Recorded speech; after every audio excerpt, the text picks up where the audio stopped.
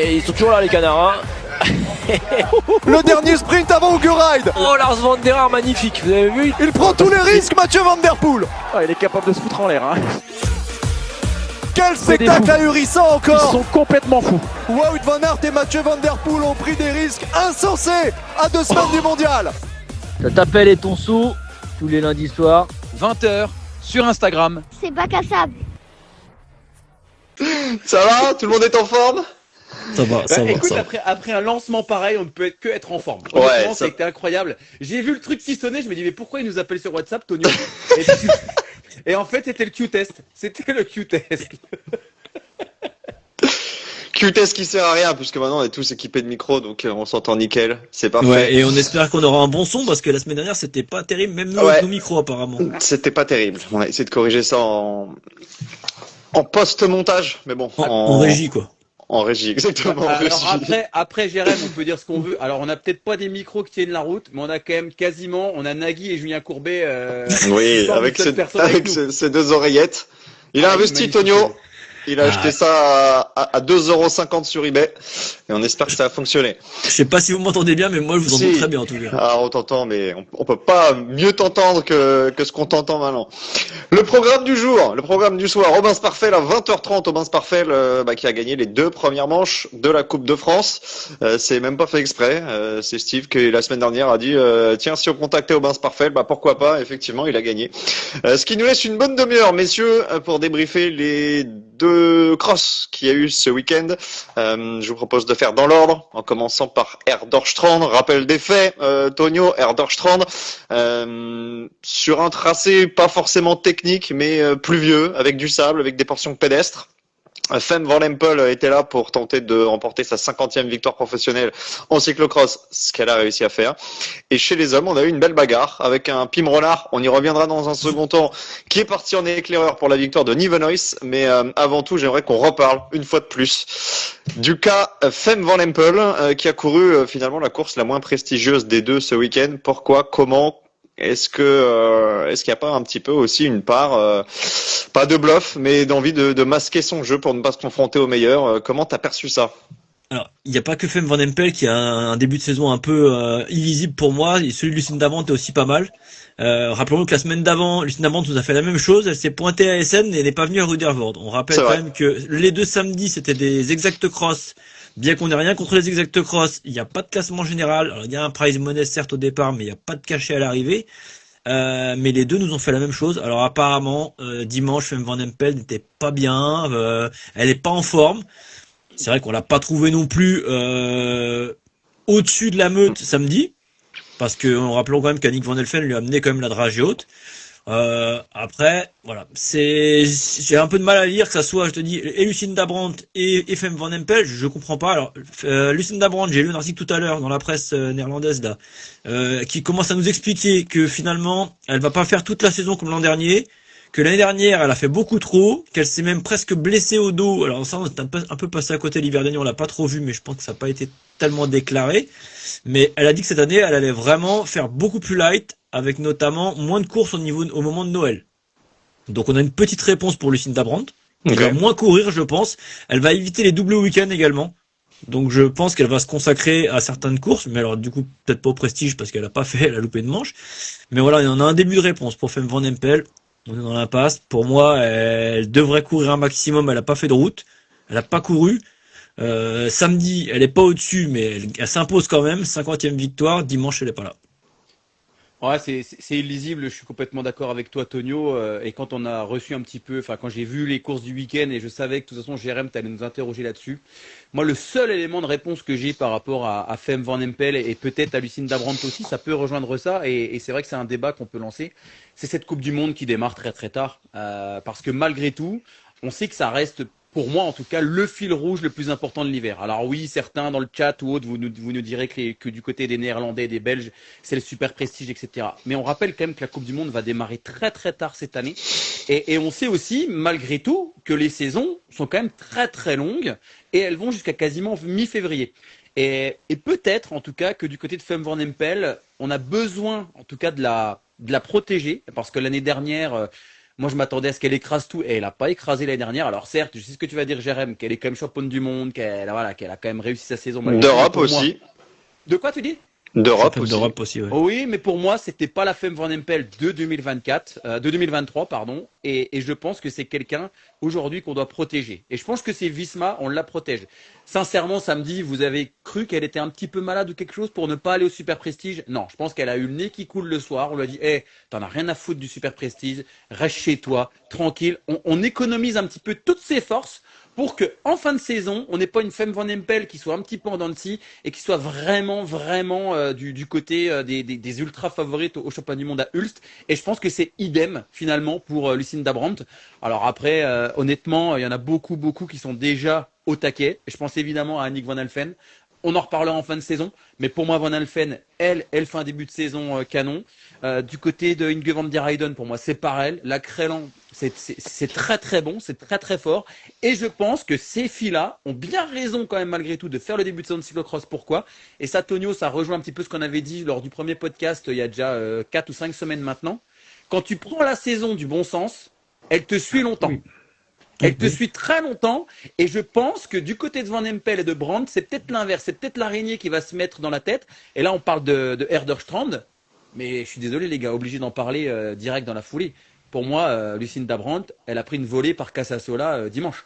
Donc ça rejoint un petit peu le fait que sur ce week-end, celles qui ont décidé de faire les deux courses, à savoir les Van Alphen et consorts, ont très bien fait parce que c'est le début de saison. Il faut faire des efforts, il faut faire des crosses.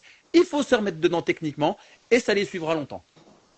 J'aimerais qu'on revienne rapidement sur ce que tu as dit sur Van Empel. Quand tu dis Visma veut la protéger, en sachant qu'elle a gagné les 3 derniers championnats du monde, et donc finalement, même si l'an passé elle était moins souveraine, elle a quand même, pour moi, réussi son hiver. Quand tu dis ils veulent la protéger, c'est pourquoi? C'est pour maximiser vraiment les chances que pour la fin de saison de cyclocross, ou aussi pour lui permettre d'enquiller pour une fois et pour la première fois de sa carrière sur une vraie saison de route, parce qu'on rappelle quand même que cette année, en 2025, elle a fait 3 courses, elle en a abandonné une, et que c'est évidemment pas dans les standards de Visma qui maintenant, avec Ferrand Prévot, avec Voss, a quand même des ambitions réelles. Je sais pas toi ce que t'en penses, Tonio, mais pour Moi, moi, j'ai l'impression qu'ils font avec en fait. Que ouais, elle est problème, c'est elle est pas très, elle nous paraît pas très stable en tout cas. Enfin moi, elle m'inspire pas elle a pas l'air sereine, elle tâte un petit peu. Moi je comprends pas. Enfin ouais, je rejoins Steve sur le fait qu'elles vont pas tout courir, mais je comprends toujours pas pourquoi elle va pas faire les prestiges elle fait les exacts plutôt que les prestiges. complètement d'accord. C'est Même pas si une question de localisation ce week-end? Erderstrand, c'est aux Non, Pays-Bas. mais les gars, Oh, il y a non, 1 heure non, de route non, à chaque fois chez eux. Bah, arrête je ton sais pas. cinéma. Non, Ils sont tous à moins de 2 heures. Du moment que tu habites en Belgique ou que tu habites sur T'es un peu proche. Tu as 1 heure de route, tu fais tout le tour. Enfin, tu fais tous les côtés. Donc, Oui, mais elle habite aux Pays-Bas, non? Ouais, enfin, c'est pareil, ça joue. Non, moi, Non, j'ai pas l'explication du pourquoi, du comment. Sincèrement, moi, de ce que j'ai vu samedi, déjà, c'est pas une Van Empel qui était très souveraine et qui était au-dessus de la mêlée comme on pourrait s'y attendre. Et ça rejoint effectivement ce que vous disiez aussi la semaine dernière, les gars, parce que je vous ai bien écouté avec Hélène et sur Van Empel, la championne du monde, etc. Van Empel, elle écrase rien du tout, hein. Elle écrase rien du tout, hein. Non. Et normalement, elle est censée progresser marche après marche, parce que rappelez-vous, comme il y a 2 ans, elle avait 20 ans. Elle avait 20 ans. On disait, oh là là, on est parti pour 10 ans, la nouvelle Marianne Vos, etc. Pour moi, il n'y a aucune sérénité qui est dégagée. Parce que même quand elle est un petit peu bousculée, on ne sait pas trop, son attitude nonchalante, encore une fois, pour moi, me pose problème. Parce qu'on a l'impression que dès qu'il y a un petit grain de sable dans la machine, clac, ça va pas. Et avec tout le respect que j'ai quand même pour Annick Van Alphen et Léonie Benveld, c'est des athlètes qui, il y a 2 ans, étaient à 2 minutes. Là, obligé d'attendre quoi? Le dernier tour pour faire péter Van Alphen qui, elle, a joué son va-tout et progresse justement petit à petit. Non, pour moi, il y a un vrai cas pour moi, Femme Van Empel chez Visma. Ça ne veut pas dire qu'elle ne sera pas championne du monde ou qu'elle ne sera pas championne d'Europe dans 3 semaines à Middelkerk, attention, hein. Mais pour moi, c'est clair, elle dégage pas une grande sérénité et à l'image un petit peu de dimanche, de ne pas se présenter au Prestige. Moi, j'ai rigolé sur le groupe WhatsApp, les gars, on peut le dire, on a un groupe WhatsApp Eurosport et tout le monde se posait la question pourquoi elle n'est pas venue. Il y en a qu'un qui a sorti une dinguerie, c'est toi. De toute façon. J'ai sorti une petite dinguerie, j'ai dit bah elle a trop de discothèques la veille pour fêter ses 50 victoires. Mais non, franchement, si vous avez un élément de réponse, si on a nos amis belges qui nous écoutent, peut-être que vous savez un petit peu plus, mais pour moi, Van Empel, c'est loin, loin, loin, très, très loin de la Van Bah, Empel de 2023. De Disons que 2023, je parle, les non, gars. on s'est aussi habitué à une saison, 2023, la saison exceptionnelle qu'elle avait faite. Donc du coup, c'est vrai qu'on était aussi parti. C'est peut-être nos attentes à nous qui sont en train d'être un peu frustrés, mais bon, elle fait quand même mais c'est par rapport à ce qu'on avait vu à l'époque. On l'a sortant, rappelé, on a revu la vidéo tout à l'heure, là, on la revoit avec son maillot Powell à l'époque, qui commençait à gagner des courses, enfin, à les enfiler les unes après les autres. Elle C'est était vrai au-dessus de la mêlée. Exactement. C'était une Van Der Poel. Voilà. Et je pense qu'aussi, on s'est mis dans une espèce d'attente. On s'est un peu saucé tous ensemble en disant, quand elle va arriver sur la route, ça va être terrible. Et puis, on voyait aussi le truc, de Van Der Poel, Van Aert, qui l'ont fait chez les hommes. On s'est dit, elle va faire la même chose.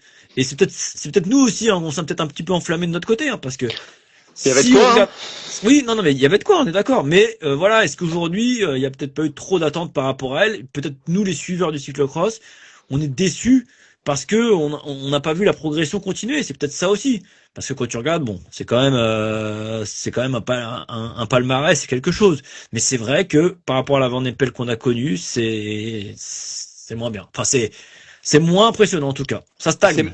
On a C'est l'impression. exactement ça, et c'est là où c'est que moi je me pose des questions. C'est que quand on a 20 ans et qu'on gagne 24 crosses sur 25, comme elle a fait en 2023, on se dit que 2024, elle va encore passer un cap de dingue. Elle va aller sur la route, elle va encore mettre la poignée dans l'angle. Un petit peu à l'image d'une Puck Peters qui elle a fait l'inverse, mais plutôt en VTT et sur la route, qui a délaissé un petit peu le cyclocross. Sauf que là, on a compris que chez Visma, elle, c'était priorité cyclocross. Bah, priorité cyclocross, excusez-moi qu'on le veuille ou non, elle ne progresse plus et je pense même qu'elle a régressé. C'est terrible à dire, puisque en 2023, elle pétait tout, elle était tellement au-dessus de la mêlée, elle pouvait se permettre d'avoir un petit grain de sable dans la godasse. Elle était 50 watts au-dessus de tout le monde. Là, elle est obligée de calculer, obligée de courir au millimètre. Si elle crève, attention, c'est fini. Donc, je sais plus c'est qui disait, ouais, 22 ans, 50 victoires et tout le tralala. On est bien d'accord que le palmarès, il est là. Mais pour une fille de 22 ans, il faut se poser les bonnes questions. Et je pense sincèrement que chez Visma, il faut la protéger parce que c'est une fille qui est effectivement Tonio, et je le pense aussi, voilà, qui est capable de tout envoyer chier maintenant parce qu'à 22 ans, quand on a tout gagné, on est aussi capable de dire, mais vous savez quoi, allez maintenant tous vous faire foutre, j'arrête le vélo. Donc il faut aussi la Vous protéger. faire voir. Pardon. Ça s'est déjà vu hein, dans d'autres sports. Hein. En natation, ça se voit beaucoup. Je me rappelle de Yann Torp à l'époque qui avait massacré les jeux à 23 ans, qui a dit stop. Une fois que t'es lassé, que t'as plus le plaisir, c'est difficile de repartir à l'entraînement, s'infliger des doses. Mais complètement. T'as parlé de Lucine Labranche. On va enchaîner, on va enquiller, on parlera des hommes dans la foulée. Lucine Labranche, t'as dit un truc qui m'a un peu interpellé parce que je suis pas forcément d'accord. Elle a pris une belle volée par rapport à Casasola. Rappel des faits. Casasola, elle a essayé de la décrocher. Elle a jamais réussi à la sortir de la roue. Et ça s'est joué finalement sur une chute. Donc elle termine à 20-30 secondes sur le dernier tour. Elle était quand même dans le match jusqu'à un tour de l'arrivée. Qu'est-ce qui te fait dire que Casasola était quand même un cran au-dessus? Ah bah techniquement, les gars, je vous ai écrit pendant le live. Non, mais là, Lucinda Brandt. On fait le tri hein, dans ce que tu dis. Hein. On lit un message sur deux en général. Non, Tonio, il me C'est pas lit. vrai, je dis tout. Moi, je dis tout. Non, mais sincèrement, après Tonio, je sais pas, tu l'as vu aussi bien que moi, le live. Techniquement, elle était au-dessus. Elle était large au-dessus. Une Lucinda Brandt qui sort d'une saison route comme elle vient de le faire et qui est sur un circuit comme Over Ice. Et d'ailleurs, c'est super important, Tonio, et tu rebondiras sur ça. On avait des Français qui étaient Over Ice et honnêtement, le parcours, il est surtout ultra physique. S'il y a bien un truc où on peut faire des différences, et là où moi je pensais vraiment que Lucinda Brandt allait mettre le point sur la table et gagner avec 1 minute 30 pour montrer que dans la foulée de sa saison route, elle était au-dessus, c'était à Over Ice qu'il fallait le faire parce que c'est très très dur. La télé, ça écrase. Bah là, elle a rien écrasé du tout. Casasola était à son niveau et Casasola était meilleur qu'elle techniquement. Donc non, pour moi, du côté de Lucinda Brandt et aussi j'imagine, hein, franchement, chez Baloise, chez les Glowy Lions, on va se poser des questions. Hein, parce que si sur des circuits ultra physiques, elle ne fait pas la différence, où fera la différence Lucinda Brandt? Je vous écoute. Bah, Tonio, c'est pour toi. Hein. Non, mais je réfléchissais, je regardais aussi un peu le début de saison qu'avait fait Casasola. Ça rejoint ce que je disais tout à l'heure. Moi, je pense que Lucinda Brandt, elle a fait beaucoup l'hiver dernier, elle a fait beaucoup de routes cette année, et que là, elle est peut-être un peu au rupteur aussi, un peu pas cramée, on va pas dire cramée, mais peut-être un petit peu fatiguée. Elle a pas fait une saison de route exceptionnelle en plus, hein, au niveau des résultats. Oui, mais C'était quand même assez lisse. elle a combien de jours de course? Non, elle a beaucoup couru, mais c'était pas de la grande Lucinda Brandt qu'on mais avait on est connue par le d'accord, ouais, passé sur le Tour de Suisse, top 10 du Tour. Ouais, Mais mais elle si est quand même tu- toujours si- présente. Si tu lis Ouais, mais moins. l'article que j'ai vu là, elle dit bien que l'année dernière, pour elle fait une erreur, qu'elle s'est même limite blessée de fatigue, limite on comprend dans l'article en fait. Elle a tiré sur la corde vraiment. Elle a enchaîné ensuite avec la route. Là, rebelote le cyclocross.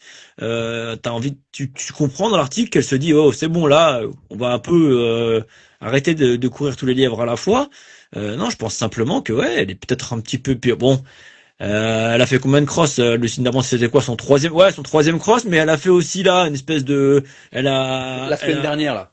ouais, elle a pas couru, enfin, je sais pas. Pas compris, j'ai pas compris. J'ai toujours pas compris ce qui s'est passé la semaine dernière. Pourquoi elle a fait celui du samedi et pas celui du dimanche?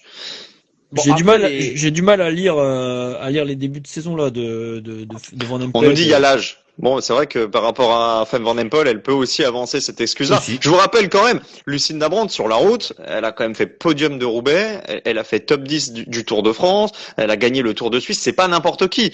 Cette année, quand tu regardes ses résultats, alors ouais, elle a des leaders, elle court pour Van Androoy, pour Balsamo, etc. Mais quand même, elle est censée performer au moins une ou deux fois. Et cette année, il n'y a pas de grande performance sur la route. Moi, je suis peut-être sur le même avis de son entourage, de dire qu'elle s'est peut-être cramée l'hiver dernier, et plutôt qu'en faire 33 ou 34 cet hiver, mais qu'elle fasse un programme un peu à la Thibaut Nice, à 20, 22, en accent sur les grands objectifs, parce que les championnats d'Europe arrivent vite. Alors, elle a quand même 35 jours de course cette année sur route. Ajoute au 1er janvier quasiment, enfin, si on veut compter en année, si tu veux, la vraie année, saison, quoi. en saison. Ouais, pas en saison, en année. Ouais, ça revient au même. Non mais, ajoute les crosses du début de saison. Là, ce qui arrive là, on va arriver sur une année de combien de jours de course? Alors oui, c'est sûr que c'est pas les courses de route, c'est pas les courses de cross, c'est pas les journées de course de route, mais et puis comme tu le dis, ouais, c'est vrai, 36 ans. Donc il y a aussi ça peut-être qui peut commencer à avoir du poids dans la balance. Hein.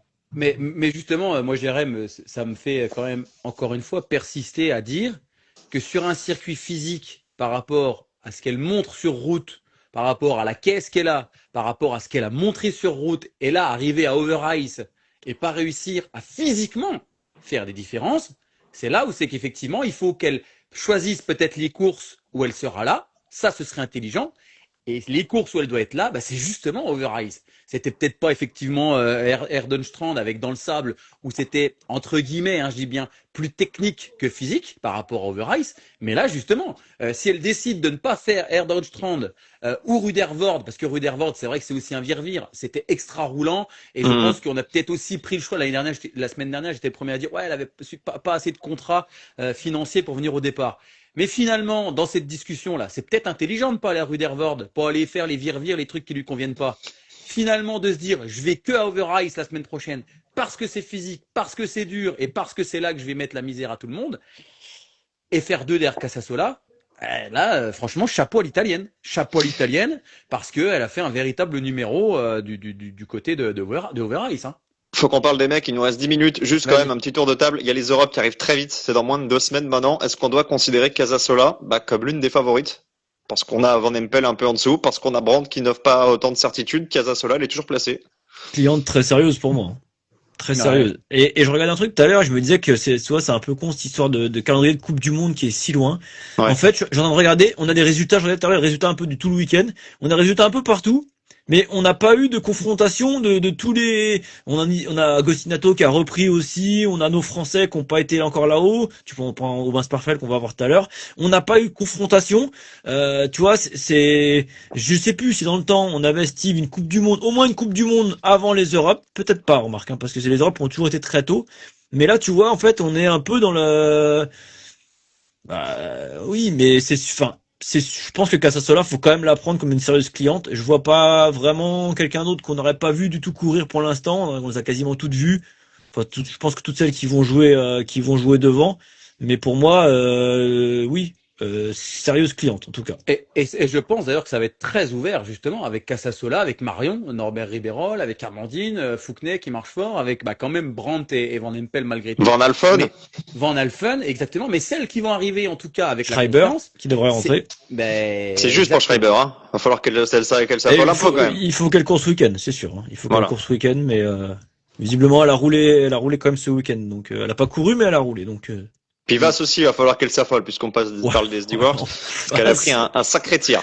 Pim Renard, faut qu'on parle de Pim Renard parce que Steve m'a dit, surtout Steve. ça fait 2 jours qu'il me dit, tu vas voir, je vais parler de Pim Renard, je vais le Alors, bâcher, etc. Juste, moi je dirais rien sur Pim Renard parce que je vais laisser Steve parler, il va en parler. Mais par contre, dans le même truc que j'ai lu tout à l'heure sur Lucien Brandt, il y a un article sur Pim Renard qui dit que lui, il est très content de son début de saison et qu'il vise les Europes.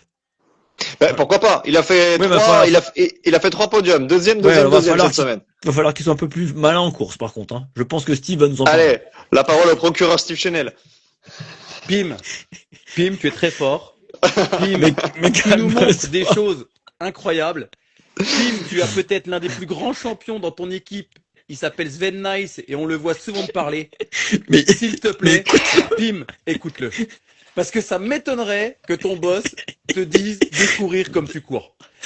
Alors, honnêtement, hein, tu sais que Jérém, tu sais qu'il m'a appelé en rentrant hier, il me dit, j'étais fou. C'est pas possible, il me dit, mais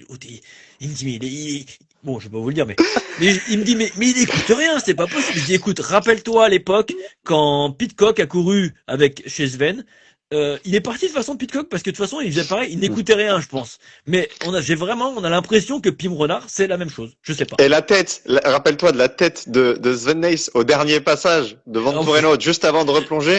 Il est les bras croisés au bord du circuit. Et regarde derrière, mais qu'est-ce qu'il m'a fait l'animal? Il l'a emmené pendant 3 tours. Non mais les gars, moi ce qui me fait le plus mal, c'est que je pense qu'il est capable de gagner peut-être même les 2 crosses samedi et dimanche. Oui. C'est quoi le pire? Quelle est la plus grosse disaster class tactique entre les deux? Non, pour moi c'est Overrise quand même. Moi aussi. Pour moi c'est dimanche. Non, parce qu'en plus, il a dans la roue, il a quand même, pour moi justement, l'un des coureurs les plus intelligents du peloton, l'un des plus malins, Michael Van Torenhout. Et d'ailleurs, c'est pour ça que je continue sur Pim, mais je pense quand même que de toute façon, même en étant peut-être très malin, je pense que Michael, il l'aurait baisé. Seule façon, je pense, de se faire battre Van Torenhout, c'était de laisser rentrer tout le monde et que il ait des alliés en fait. Voilà, qu'il ait des alliés avec lui, tout seul face à Van Torenhout, c'était niqué. Et franchement, moi j'étais fou devant ma télé. Parce que moi j'en ai fait des conneries quand j'étais coureur. Honnêtement, moi j'étais aussi un chien fou comme Pim. Et d'ailleurs j'ai adoré vos commentaires les gars parce que vous l'avez senti venir. Mais tu sais comme quand tu sentais que la merguez elle était en train de cramer et que ça allait prendre feu. Mais tu laissais la merguez dessus. Et il y avait encore des braises bien rouges. Et dans l'article il dit à un moment j'ai cru quand même que j'allais pouvoir sortir Michael de ma roue mais il avait quand même trop de punch. Mais à quel moment il était derrière, il était comme ça. Ouais, mais les gars, les virages. Les gars, moi je me rappelle que quand Renard, il avait gagné sa Coupe du Monde à Besançon. Oui. Rappelez-vous les gars, il était au-dessus de la boue. Il survolait. Je crois d'ailleurs que c'était le seul coureur. On avait l'impression qu'il n'avait pas de boue. Il avait gagné, je sais plus combien d'avance. Il avait été énormissime.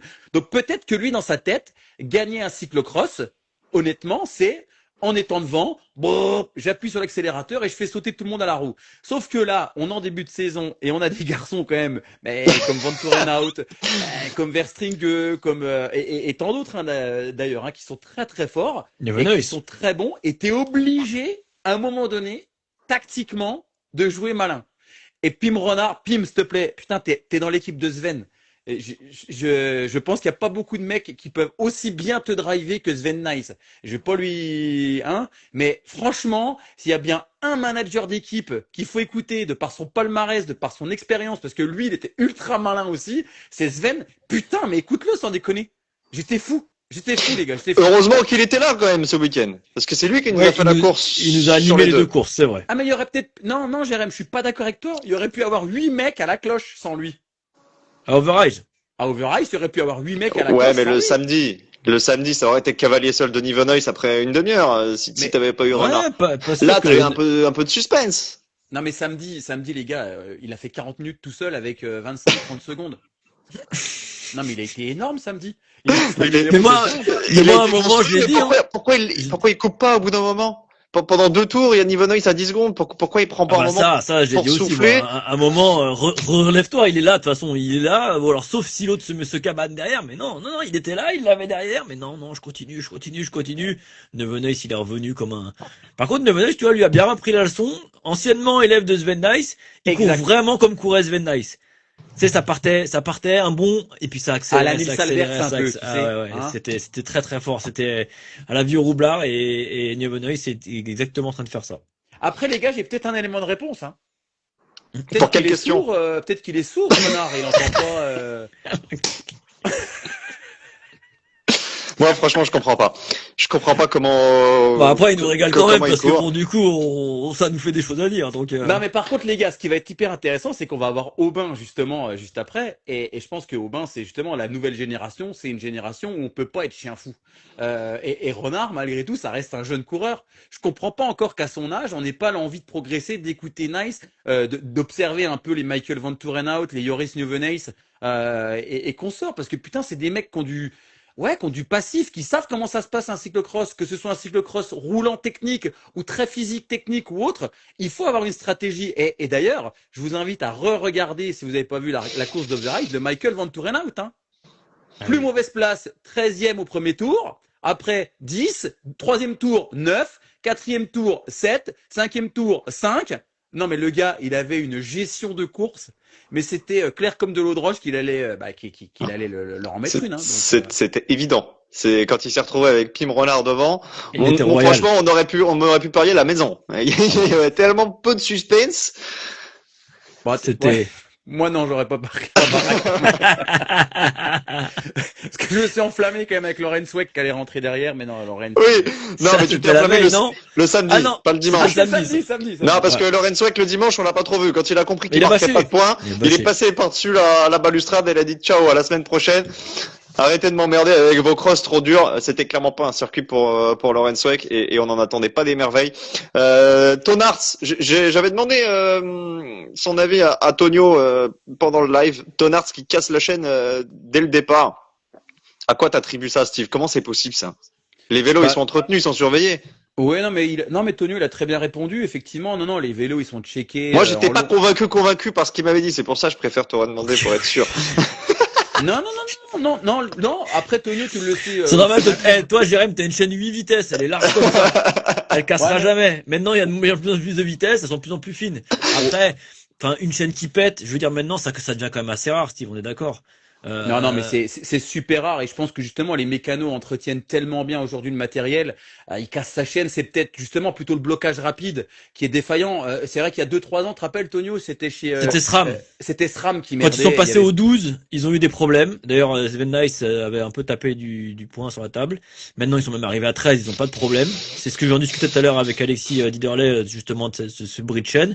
Je dis, SRAM a eu des soucis. Chez Shimano, franchement, on n'a pas eu, il y a pas, alors, bon, là, c'est une chaîne Shimano, hein, il roule Shimano, Tonars, mais je pense que c'est simplement la faute à pas de chance. Ça peut pas non plus être Jérém me dit pendant le live, c'est un choc. Non, un choc. Non, choc, il va te vriller la chaîne. Alors, est-ce que ça a vrillé avant et en forçant, il l'a cassé?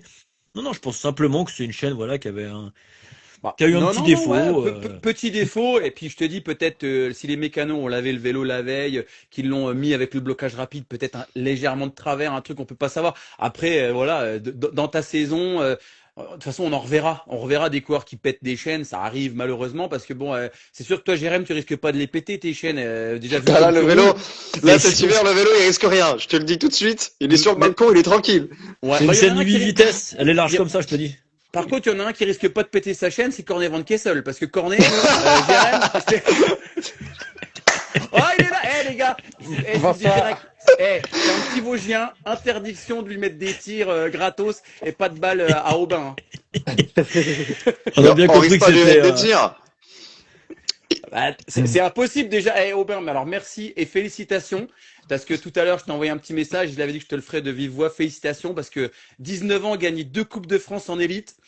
Ben, je crois que ça y est, tu es dans le livre Guinness des records de la FFC. Merci beaucoup, Steve. Merci pour l'invitation. Et je sais pas si je suis dans le Guinness, mais il faudrait regarder, ouais. Et quel début de saison pour toi? Raconte-nous comment ça s'est passé. Le samedi et le dimanche, c'était pas tout à fait le même scénario de course. Le samedi, ça s'est fait plus tard, mais dimanche, t'as réussi à faire la différence beaucoup plus tôt. Ouais, exactement. C'était une première chez les élites pour moi. Du coup, j'ai essayé de voir un peu le niveau, de voir comment ça court, parce que c'était aussi un circuit sec. C'est rare en Coupe de France de se retrouver sur des circuits aussi rapides. Pour nous, chez les jeunes, souvent, c'est des sacrés bourbiers. Donc voilà, j'ai regardé un peu samedi comment ça courait, et dimanche, bah, j'ai opté pour une autre stratégie d'attaquer un peu plus loin. C'était sympa aussi. Steve disait il y a 5 minutes de ça, on parlait de Pim Renard en disant que c'était un chien fou qui réfléchissait peut-être un peu moins que les autres. Et il nous disait la nouvelle génération, elle se prend plus la tête, elle élabore plus de tactiques. Est-ce que toi t'es de cet avis-là? Est-ce que tu fais partie de ceux qui réfléchissent avant chaque course comment faire la différence, où faire la différence? Ah, c'est sûr. Bah, moi, je pense que j'ai été un peu chien fou étant un peu plus jeune. Après, j'ai commencé le vélo il y a assez longtemps, donc j'ai Il un peu parle comme appris un mes vieux déjà. erreurs. Ouais, c'est vrai, mais ouais, on m'a souvent dit que je faisais des petites erreurs. Ça m'est arrivé sur des championnats de France et tout, de faire des trucs qui sont pas nécessairement obligatoires. Donc, ouais, j'ai un peu appris de ça, et maintenant, je réfléchis un peu plus, et peut-être c'est ce qui me permettra de faire de plus beaux résultats. Et d'être serein aussi, parce que Aubin, moi, pour moi, le premier gros coup, justement, tactique que tu as fait, et là où tu as montré que tu avais des nerfs et que tu n'étais pas un chien fou, ça reste ce sprint face à Mason au championnat du monde de relais par équipe.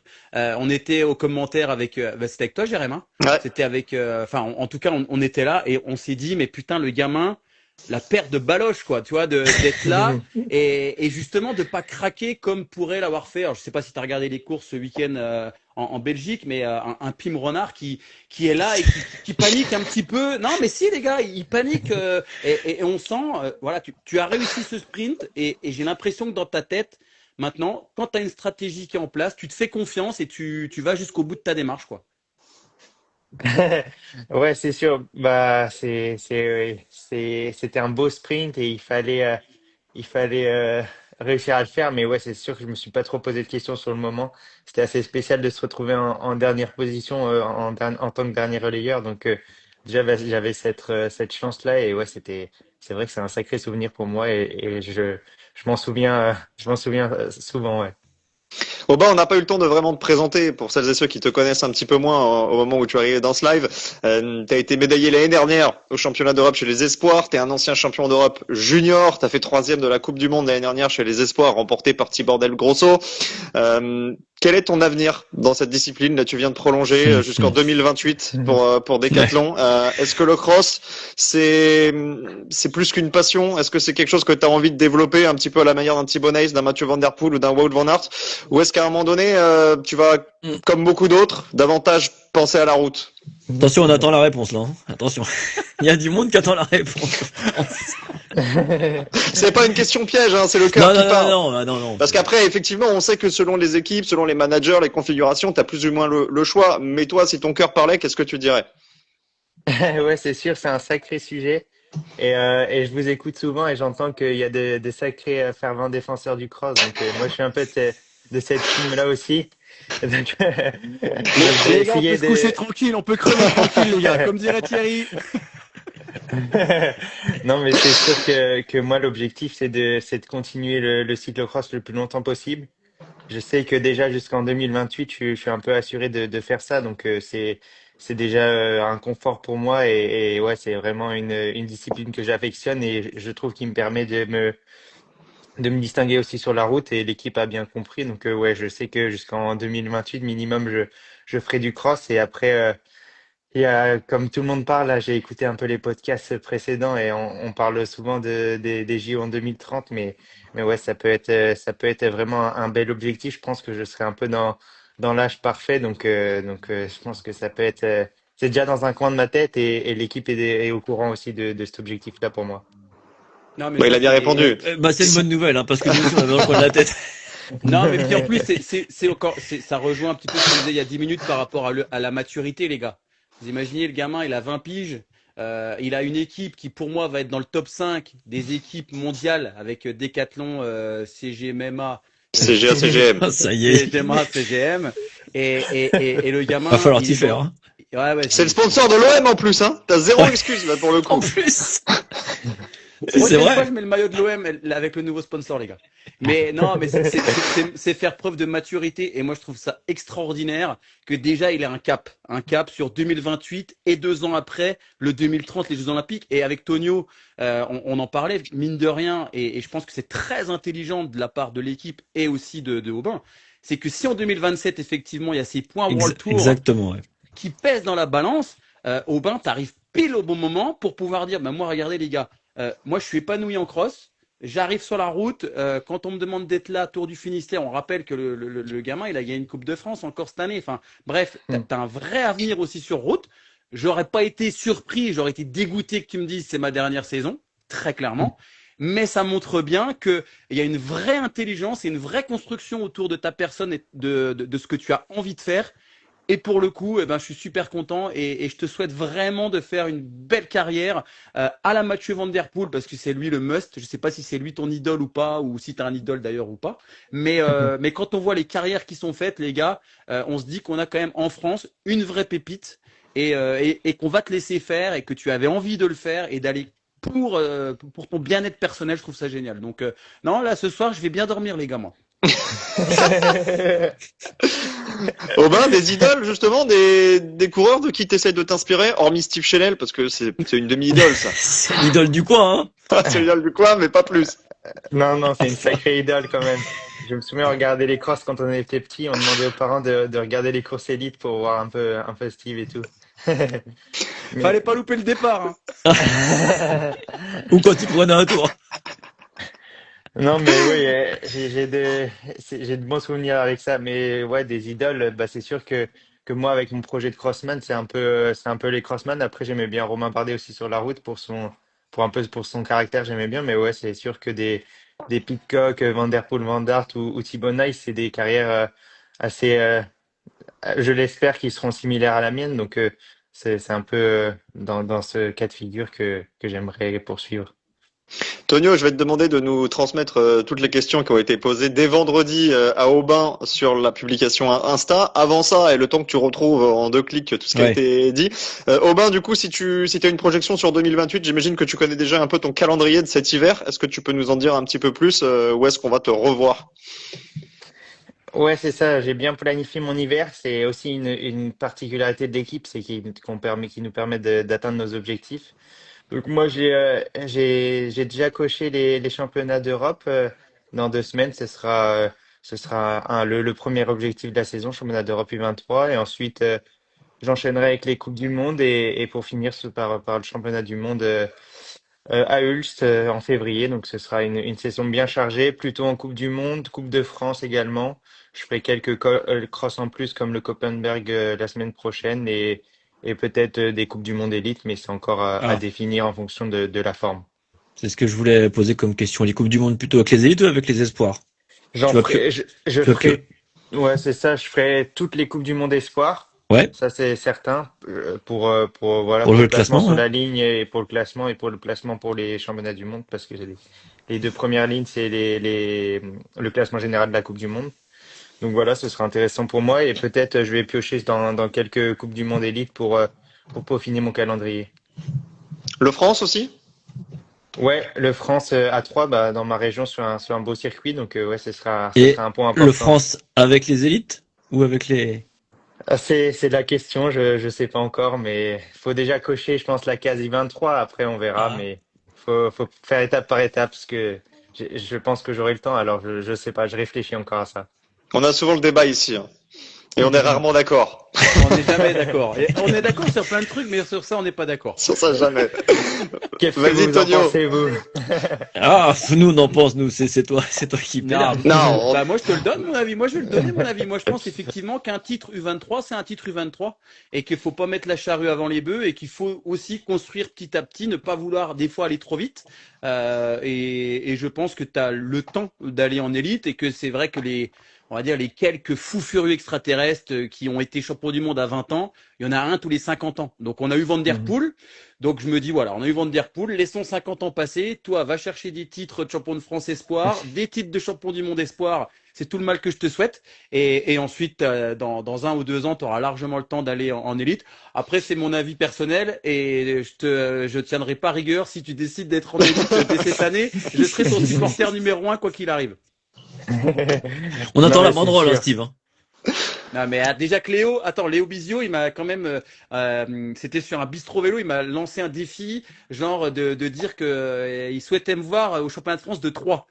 Et je lui avais dit à Léo que je serais présent au cyclocross de Troyes. Oui, les gars, je serai présent sur le bord de la route. Ah non, non, en tant que coureur. Non, impossible, les gars, impossible. Tu sais, le problème, c'est qu'il y a les 80% et que si tu veux qu'il fasse plus d'un tour, et il faut qu'il parte la veille. Ah non, je l'ai vu sur le cross il y a 2 semaines dans les Vosges, là, ça roulait vite. Hein. Je t'ai aperçu au départ, Robin, c'est vrai, à Saulsures-sur-Moselotte. Je t'ai aperçu, j'ai dit, ouais, je vais pas lui casser les burnes, il était tranquille et tout, mais les gars, il est venu m'observer techniquement comment ça faufilait là dans le sable. J'ai écouté les blagues qu'il disait au départ. Ah, c'est le jour où t'avais fait speaker, là? Non, il a couru, Ah, je crois. ouais, non, mais parce qu'il y a un coup, il a fait speaker aussi. Ça devait être un spectacle, Ah ça. non, je n'étais pas là. Vas-y, Tonio, enquille les messages. Ah, il y avait déjà une question. Elle continuera le cross par la suite, donc ça on a déjà la réponse. Est-ce que tu vas faire les coupes du monde avec les élites? On a également eu la réponse. On sait que tu piocheras un petit peu. Ensuite, ton souhait le plus cher sur une saison de cyclocross? Sur une saison de cyclocross, bah, à court terme, c'est d'être champion du monde espoir. Je sais pas en quelle année, mais déjà cette année, ce serait l'objectif. Et oui, j'ai encore de belles années devant moi. Et vraiment, le plus gros objectif, comme on l'a parlé précédemment, c'est les JO en 2030, si jamais le cross y sera. Ouais, on sait que tu as une vraie belle relation avec l'équipe de France, avec François, etc. C'est quelque chose que vous avez déjà parlé avec François, justement, de cette planif à 2030, parce que finalement, 2030, j'ai presque envie de dire, c'est demain, ça va aller super vite. Ouais, exactement. Avec François, on en discute beaucoup. Il est à fond là-dedans et je pense que ça peut être un bel objectif pour nous et il met tout en place pour que les jeunes d'aujourd'hui, ce soit les coureurs de 2030. Donc ouais, c'est sûr que tout le monde est pressé d'avoir la réponse et met tout en œuvre pour que ça soit au JO. Et 2030, ce sera en France, hein. On rappelle, les prochains, ce sera en Italie, mais en 2030, ce sera dans les Alpes françaises. Alors, le potentiel parcours du cross, évidemment, reste à définir, mais on croise les doigts et normalement, on devrait avoir des infos début d'année prochaine. On dit ça tous les 6 C'est un mois. peu l'Arlésienne, mais non, mais là, je crois que pour de bon, on aura une Normalement, petite idée. Je crois la aussi. réponse en février, ouais. Voilà. Bon, on sera fixé. Il y avait d'autres questions ou pas? Ouais, il y avait une autre question. Ton circuit préféré? Alors, ils ont pas dit si c'était en France ou ailleurs. Mais tu peux nous donner les deux. Ton circuit préféré en Tu France? peux même nous faire un top 3, parce qu'ici, on a souvent du Ouais. mal à se décider, comme tu as pu l'observer. Mon circuit préféré en France, Saint-Étienne-les-Remiremont. Oh là là ça, là, c'est un non, mensonge. ça c'est du faillotage. Parce que Ça compte pas. son virolo là sur la sablette tout le temps où on Puis- casse toujours la gueule. Non, c'est. Puis, alors moi, je l'ai vu de mes yeux, le circuit, il a vraiment rien de rare. Donc ça, c'est un mensonge. Ça, je te le dis. Oh, les enfoirés. Non, bah, je pense Namur, je pense c'est le plus beau cross. J'ai déjà gagné chez les juniors, mais c'est un cross que j'affectionne. Et après, en 2030, France, 2030 les championnats du monde à Namur. Hein. 2027, excuse-moi. ouais, un truc comme ça. Et il y a les championnats du monde. J'allais dire 2030, François, je sais plus. champion du monde élite et ensuite JO. Mais ouais, Namur, j'adore. Et en France, Bagnoles de l'Orne, c'est un circuit assez sympa aussi, joueur, avec assez difficile. Donc ouais, j'avais vraiment apprécié ce circuit. Tonio, t'aimes bien Bagnoles de l'Orne, toi aussi, non? Mais plutôt pour aller faire la fête. Et J'y été cette année faire du gravel et ouais, je connais un très bon endroit pour faire la fête. Mais bon, il faut pas parler ça aux jeunes. Hein. On commence pas à les mettre dans le. Non, mais moi, ça me rassure parce que j'ai l'impression que t'es l'anti-Steve. Donc sache que je crois beaucoup en toi. Quand tu donnes ton circuit préféré et que c'est le pire de Steve, je me dis là, on tient quelqu'un. Là, on C'est est bien une 2030 les championnats du monde, ce sera bien Namur. C'est bien 2030. Non, mais c'est le Ok. pire pour moi, JRM Namur, parce que j'ai jamais marché C'est- là-bas et parce que c'est pour moi c'est il est l'horreur. horriblement dur. Mais moi, je préfère les circuits très rapides et très secs. et où ça tournicote pas mal. Mais oui, non, Bagnoles de l'Orne, 100% d'accord avec moi. C'est un très très beau parcours. Après, enfin, en tout cas depuis le début de saison, je trouve qu'on a vu vraiment que des beaux circuits. Après, il en faut pour tout le monde. Mais à l'inverse, Aubin, t'as peut-être un circuit que tu détestes toi ou t'as pas forcément un super feeling. Moi, c'est Namur très clairement. Mais toi, est-ce qu'il y a un circuit que quand il va, c'est pas la plus grande partie de plaisir. Ah, c'est une sacrée question, ça. Bah, moi, je suis un peu à l'aise sur tous les terrains. J'aime bien un peu tout. C'est sûr que je suis peut-être pas le meilleur dans tout, mais ouais, j'aime tous les circuits. Alors, je me suis jamais vraiment posé cette question de circuit que j'aimais pas trop. Le championnat d'Europe l'année dernière, tu l'avais trouvé comment? Parce qu'il avait été quand même pas mal décrié à Pontevedra en Espagne, qu'il était très roulant, un petit peu comme Benidorm, peut-être moins dangereux que Benidorm. Il t'avait plu quand même? Ouais, bah moi j'aime bien les circuits rapides comme ça aussi, donc c'était vraiment sympa. Ça change aussi. J'aime bien l'ambiance qu'il y a en Espagne et que c'est aussi différent d'en Belgique. C'est la fête également, mais différemment. Donc ça change, c'est sympa. Et moi j'avais apprécié. C'est sûr que ça tournait beaucoup, mais il en faut un peu pour tout le monde et pour tous les goûts.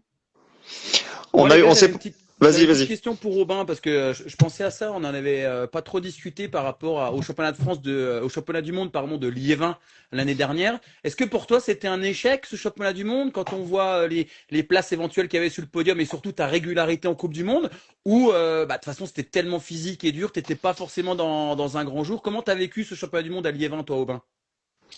Je sais pas si je dirais que c'était un échec, mais pour moi déjà c'était une sacrée réussite la saison passée. Donc C'est sûr. d'un point de vue global, j'étais plutôt satisfait. Après, c'est sûr que après avoir fait quasiment podium sur les 3 dernières manches de Coupe du Monde, j'avais plutôt de bonnes ambitions, surtout sur un circuit qui me correspond bien aussi.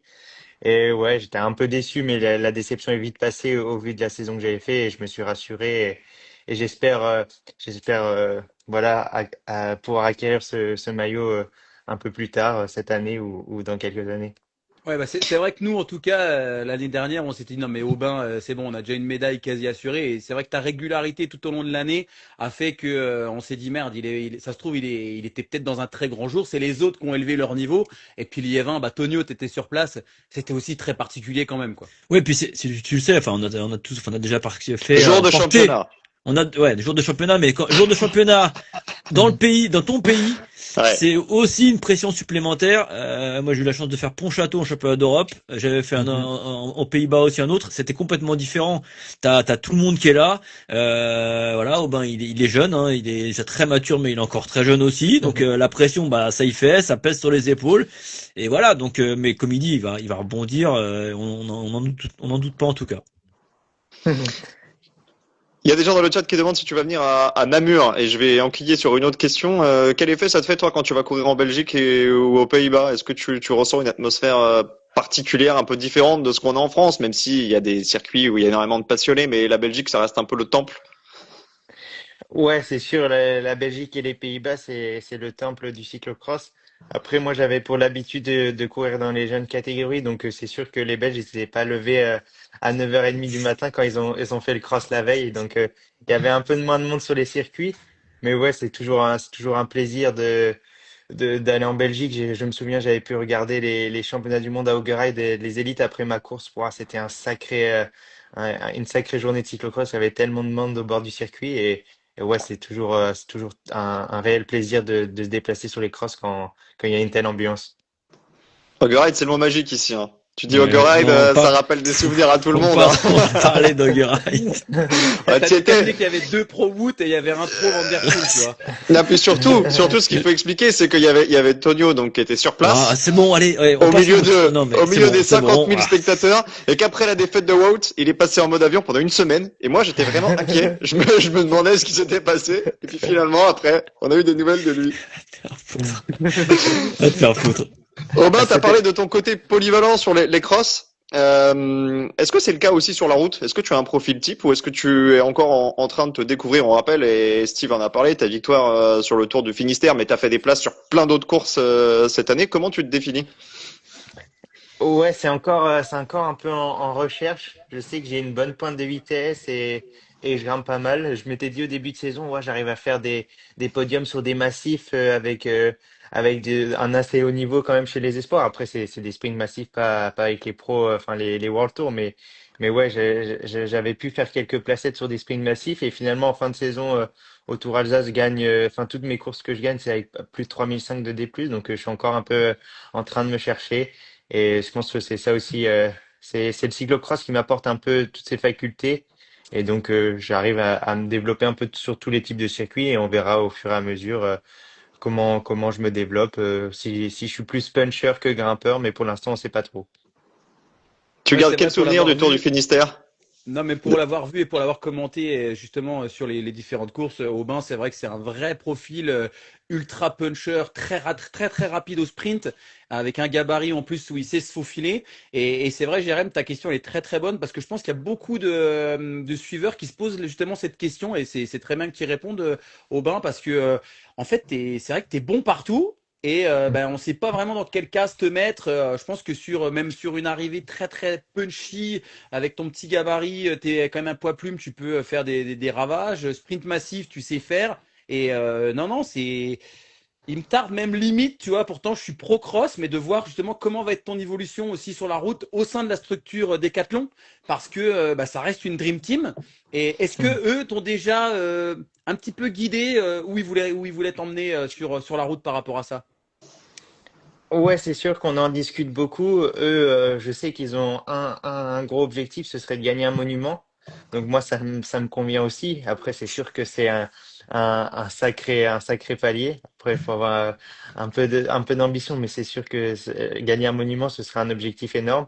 Mais ouais, moi, je me sens un peu à l'aise partout. Je veux pas me restreindre.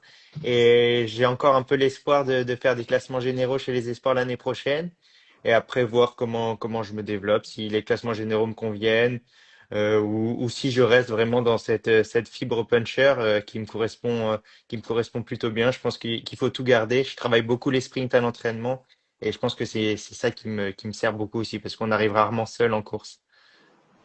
Dans les 5 Ah, mais monuments, il y en a un particulier qui te fait plus envie que les autres?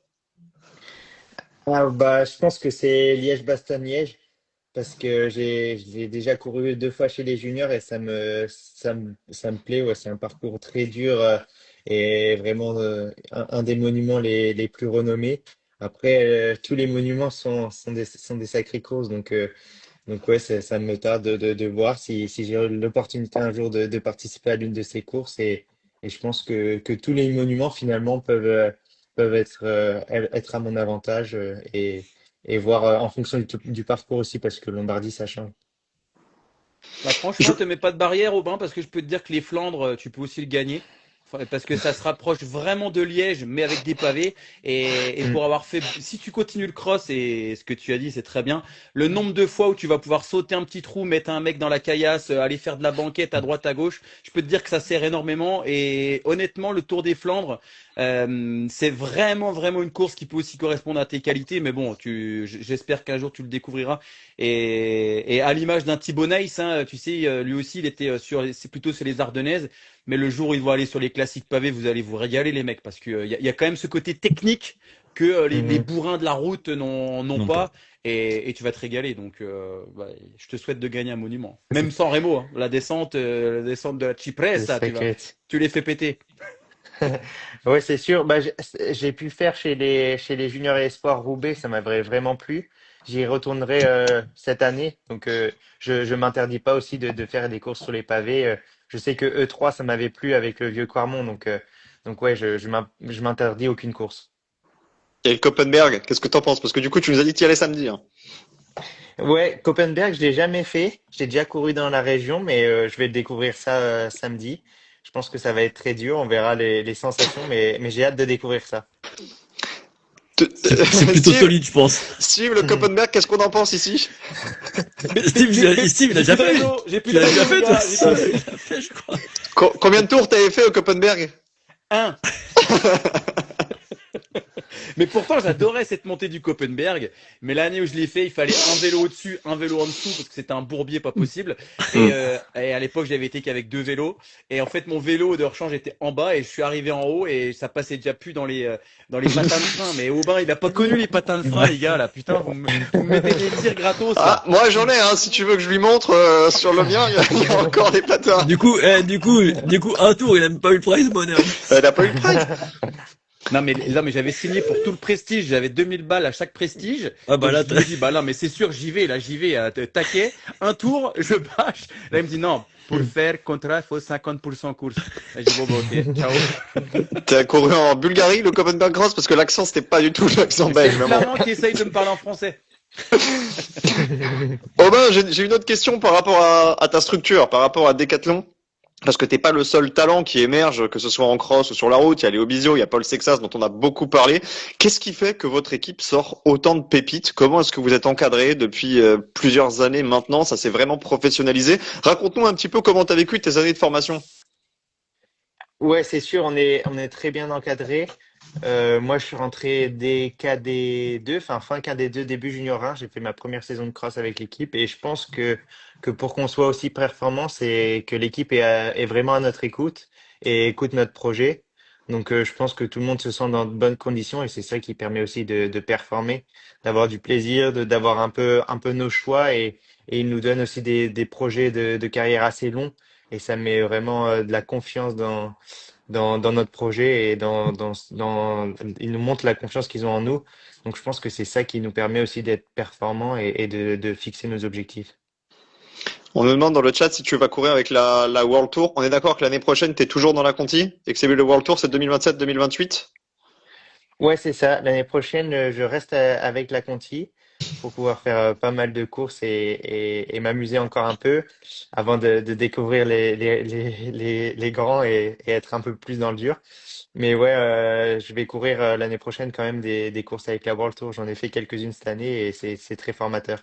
Mais c'est Tu ce vas que j'allais courir dire, ça avec. change rien, Jérém, hein, Bah d'être dans si, la parce que je confi. crois que tu peux pas courir les World Tour. Tu peux courir les autres courses. C'est Ah ça? bon? Ouais, c'est ça. On peut pas courir sur les courses World Tour, mais on peut faire Pro Series. Donc le calendrier est assez conséquent quand même. Tu peux courir avec la World Team, avec les gars de la une, mais tu peux pas courir les épreuves étiquetées World Tour. C'est ça exactement. Bon, ça change un peu, mais après, c'est vrai que comme tu le dis, il y a tellement de courses pour découvrir, pour te former et pour te faire les dents que finalement, Largement, Oui. largement, il y a largement, pas un largement. énorme impact. Largement. Il y a encore beaucoup de temps ouais, pour découvrir le rang World Tour. Alors, je regarde un petit peu toutes les questions, mais la plupart des questions qui sont posées, tu as déjà répondu sur les Coupes de France. Est-ce que tu vas tout faire en élite? Vas-y, Steve. Non, juste par rapport à un autre coureur qui était un petit peu dans ton profil et qui est peut-être parti un petit peu plus sur la route, c'est Léo. Est-ce que tu peux nous dire si Léo va faire un petit peu de cross ou ça reste entre vous, il vaut mieux qu'on l'invite Léo pour qu'il en parle? Ah bah vous pouvez l'inviter. Je pense qu'il serait ravi. Alors Mais on va l'inviter. Mais je pense que s'il participe au podcast Bac à Sable, c'est qu'il va sûrement faire un peu de cross, j'espère. Ah. Bon, les gars, Il a dit j'espère. j'enquille direct. Il a pas donné une info, il a dit j'espère. j'espère. Je pense qu'il va faire un peu de cross, j'espère.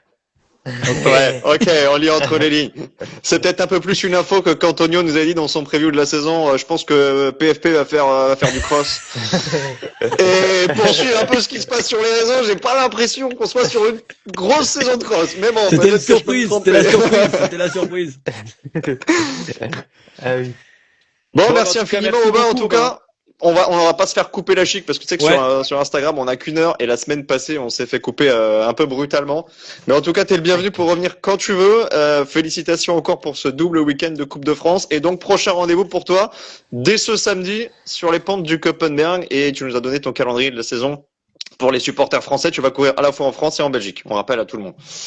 C'est ça. Merci à vous pour l'invitation. Et c'était un plaisir. Ben, merci à toi. Et Merci puis, à toi. juste, c'est Jérém, c'est avec Jérém qu'on commente samedi. Donc, écoute, on dira qu'on t'a eu, que c'était l'objectif de l'année. Et oublie pas de faire plus de la moitié de la course en hommage à Ok. Steve. Le contrat, c'est 50%. Sinon, tu sauras, t'auras pas. Ah ouais, j'espère. Allez, merci Aubin, merci Allez. Tonio, merci Steve. Salut, les À gars. samedi, Merci. Koppenberg. Dimanche, ce sera à Lokeren. Et lundi prochain, ce sera sans moi. Mais il y aura quand même un nouvel épisode de Bac à Sable. Ciao, Salut. messieurs. Bonne soirée à tous. Salut. Ciao, ciao. Bye.